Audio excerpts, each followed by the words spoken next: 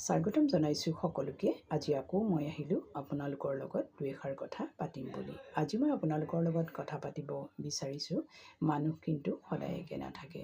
সময়ৰ লগে লগে মানুহ সলনি হয়, কিন্তু মানুহ সলনি হোৱাৰ দৰে মানুহৰ কিন্তু মনবোৰো সলনি হৈ পৰে।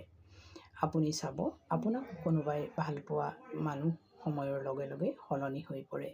আপুনি কাৰোবাৰ কাষত সাহসেৰে থিয় হোৱা সেই মানুহখিনিও আপোনাৰ সলনি হৈ পৰে, আৰু আপোনাক সুখে দুখে সাহস হৈ থিয় দিয়া সেই মানুহখিনিও সময়ৰ লগে লগে সলনি হৈ পৰে।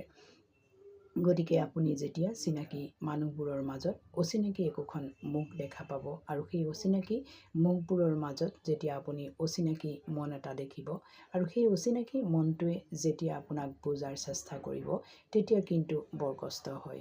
গতিকে আজিৰ ভিডিঅ'টোৰ জৰিয়তে মই আপোনালোকক ক'ব বিচাৰিছোঁ যে চিনাকি মানুহৰ অচিনাকি যদি মনবোৰ হৈ পৰে, আৰু অচিনাকি মনবোৰৰ মাজত যদি আপোনাক বিচৰাৰ চেষ্টা কৰে, তেতিয়া কিন্তু বৰ কষ্ট অনুভৱ হয়। গতিকে আজিৰ